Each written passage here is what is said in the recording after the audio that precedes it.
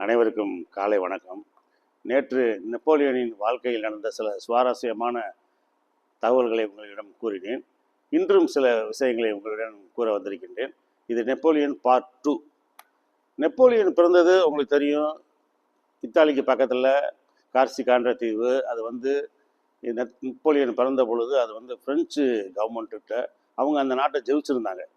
அப்போ நெப்போலியன் பிறந்த வருடம் 1769. நெப்போலியன் என்ன சொல்கிறாங்கன்னா, இந்த சைல்ட் ஆஃப் ரெவால்யூஷன்றாங்க. இந்த சைல்ட் ஆஃப் ரெவால்யூஷன் அப்படின்னா என்னென்னா, புரட்சியின் குழந்தை. புரட்சியின் போது இவர் பிறக்கிறாரு. நெப்போலியன் பிறந்து 20 வருஷம் கழிச்சு 1789, 7, 8, 9. நாங்கள் ஹிஸ்ட்ரி படிக்கும்போது அந்த நம்பரை அப்படி ஞாபகம் வச்சுக்க சொல்லுவாங்க. 7, 8, 9ன்னு வச்சுக்கோங்க அப்படின்னாங்க. 1789 பிரெஞ்சு புரட்சி நடக்குது. அந்த பிரெஞ்சு புரட்சிக்கு என்ன காரணம்னா, ரொம்ப சிம்பிளாக சொல்கிறேன். அந்த லூயி மன்னர்கள் அப்பொழுது பிரான்ஸ் நாட்டை ஆண்டாங்க. ரஷ்யா ஜார் மன்னர்கள் பீட்டர் இவங்க ஆண்டாங்க. இவங்க லூயி மன்னர்கள் ஆண்டாங்க. இந்த லூயி மன்னர்களில் இந்த 14ஆம் லூயி ஆட்சியில் இருக்கும்போது எப்பயுமே துப்பாக்கி ஃபேக்ட்ரியிலே இருக்குது. துப்பாக்கியை புதுசாக கம்பெனியில் தயாரிக்கிறாங்களா, அதை வாங்குறது, அதை தடவி பார்க்குறது, அதை ஷூட் பண்ணி பார்க்குறது, அதில் ரொம்ப ஈடுபாடான ஆள். ஒருத்தருக்கு ஏதாவது ஒரு என்டர்டெயின்மெண்ட் இருக்கும். அது மாதிரி இவருக்கு இந்த துப்பாக்கி கல்ச்சரில் ரொம்ப ஈடுபாடு. துப்பாக்கியிலே இருக்கார், ஃபேக்ட்ரியிலே இருக்கார். மக்களை பற்றி, மக்கள் குறைகளை பற்றி இவர் தெரிஞ்சுக்கிற விஷயமே இல்லை.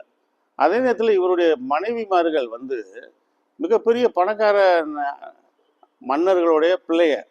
அதனால் அவங்களுக்கு ஏழ்மையை பற்றியே தெரியல. அப்போ பிரெஞ்சு நாட்டில் என்னன்னா, ரூசோ, வால்டேர் அவங்க தான் உலகத்திலே மன்னர் ஆட்சியிலேருந்து மக்கள் ஆட்சிக்கு நம்மளை கொண்டு போனவங்க. அவங்களுடைய புத்தகங்கள் தான், அவங்க எழுதின புத்தகங்கள் தான் மக்கள் மத்தியில் விழிப்புணர்வை ஏற்படுத்தியது.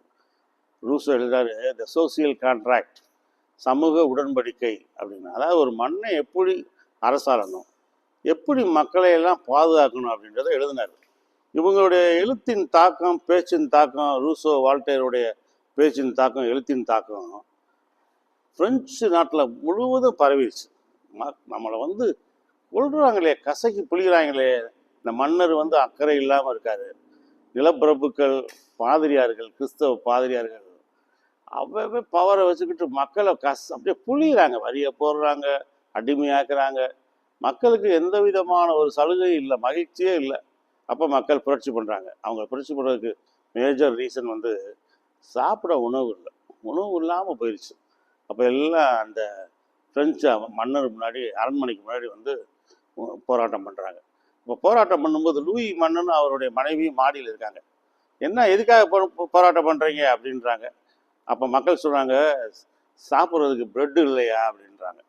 பிரெட்டு இல்லைன்னு அவங்க சொன்ன உடனே இந்த லூயி மன்னனுடைய மனைவி பாருங்கள், ஒரு வார்த்தை வெல்லும், ஒரு வார்த்தை கொல்லும்னு நம்ம தமிழில் சொல்லுவாங்க. அந்த பொண்ணு சொல்லுது, பிரெட் இல்லைன்னா நீங்கள் கேக்கு சாப்பிட வேண்டியதானே அப்படின்னுது. மக்களுக்கு ஒரே கொதிப்பு. குறைந்த விலையில் விற்கக்கூடிய பிரெட்டே இல்லை அவங்ககிட்ட, கூட விலையில் விற்கிற கேக்கை எப்படி அவங்களால சாப்பிட முடியும்? பிரெட்டுக்கும் கேக்குக்கும் வித்தியாசம் தெரியாத ஒரு பொண்ணாக இருக்கேம்மா. அப்போ உனக்கு வறுமையை பற்றியே தெரியல. பெரிய அரச குடும்பத்தை பொண்ணு நீ, உனக்கு வறுமையை பற்றியே தெரியலன்னு அடித்து நொறுக்குன்றாங்க. அப்போ தான் அந்த மன்னர் குடும்பம், பிள்ளைங்க எல்லோரையும் அடித்து, நிலப்பிரபுக்களை அடித்து கொள்கிறாங்க.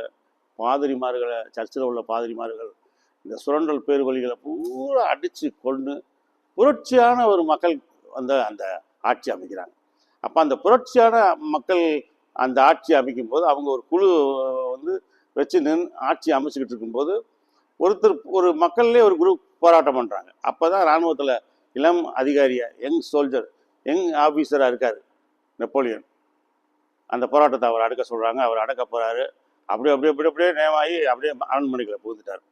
அதன் விளைவு தான் அவர் பின்னாடி மன்னனானது அந்த நாட்டவே கைப்பற்றினது.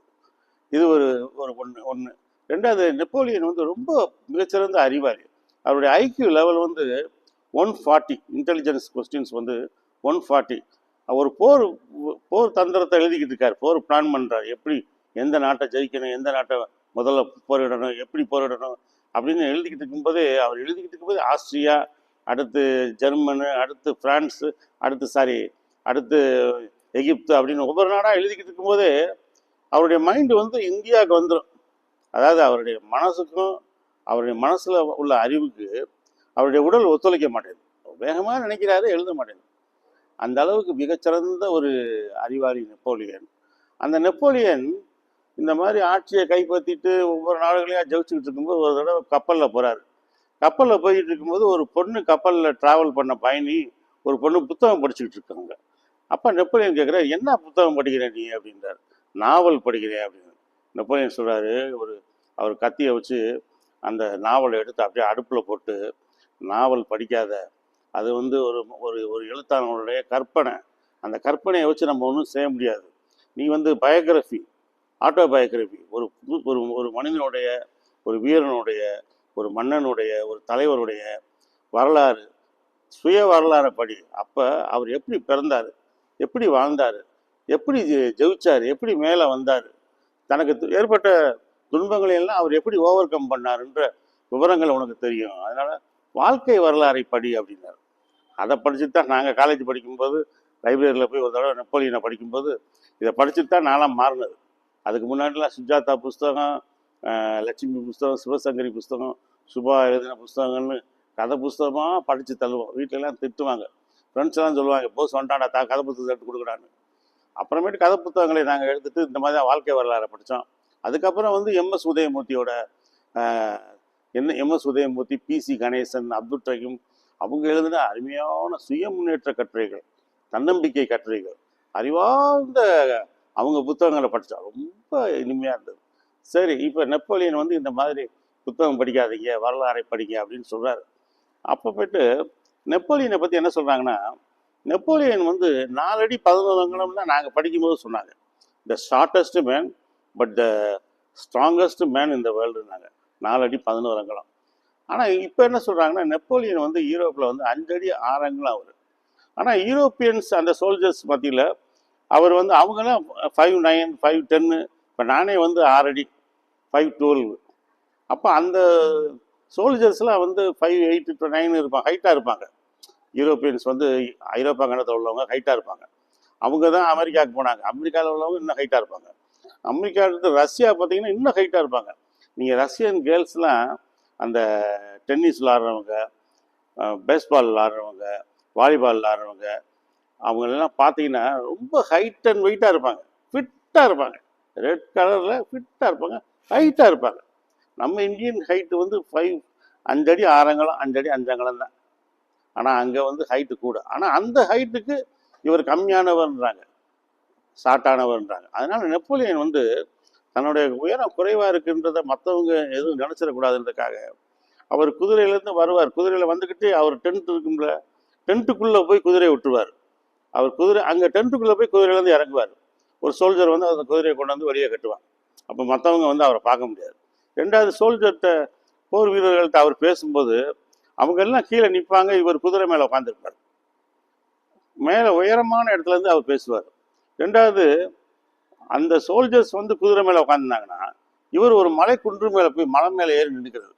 கம்பீரமாக இருந்த நம்ம பிரெஞ்சு வீரர்கள், உலகமே நம்மளுக்கு கீழ்ப்படியணும், இந்த நாட்டை எல்லாம் நம்ம கைப்பற்றணும் அப்படின்னு சொல்லி வீர உரை ஆற்றுறது.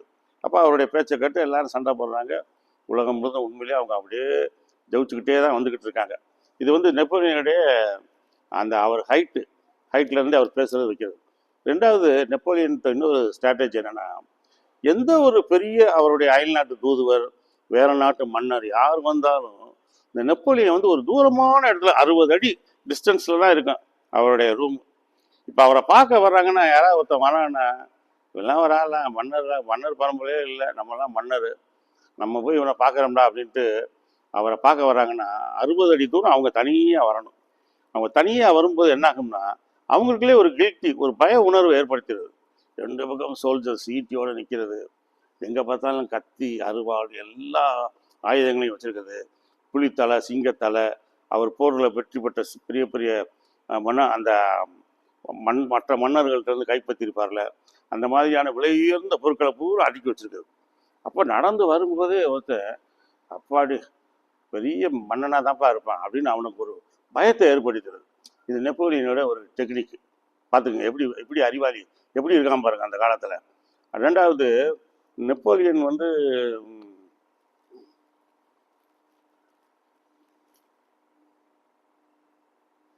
எந்த போர்லையுமே எப்பயுமே முதல்ல ஜெயிக்கணும்னு இருப்பார். அவர் ஒரு திட்டம் வகுத்திருப்பார். ஒரு சின்ன பாதையில் கூட, பிரிட்ஜில் அந்த பக்கம் எனிமிகள், இந்த பக்கம் எனிமிகள், இந்த பக்கம் இவர் முதல்ல நுழையிறது. நெப்போலியன் வீரன்னு மற்ற சோல்ஜர் சொன்னால் தானே நம்ப முடியும். மற்றவனை நீ போய் சண்டை போடு, நான் பின்னாடி வரேன் அப்படின்னு சொல்கிறது. முதலே போகிறது, தன்னை முந்திட்டு போகிறது, போய் எதிரிகளை வெட்டி வீழ்த்துறது. அதனால தான் அவரை வீரர்னு எல்லாரும் ஏற்றுக்கிட்டாங்க. இந்த நெப்போலியன் ஒரு வார்த்தை சொல்கிறாரு, நீங்கள் வரலாற்றில் ரொம்ப கவனிக்க வேண்டிய ஒரு வார்த்தை. Nothing is impossible, nothing is impossible in my dictionary. முடியாது என்பது என்னுடைய அகராதியிலே கிடையாது. என்கிட்ட முடியாதுன்னே கிடையாதியா, என்னால் எல்லாம் முடியும், எந்த நாட்டையும் என்னால் ஜெயிக்க முடியும் அப்படின்றார் அவர். வீரன்னு அந்த வார்த்தை தான் அவருக்கு அவருக்கு அவருடைய அடையாளம்.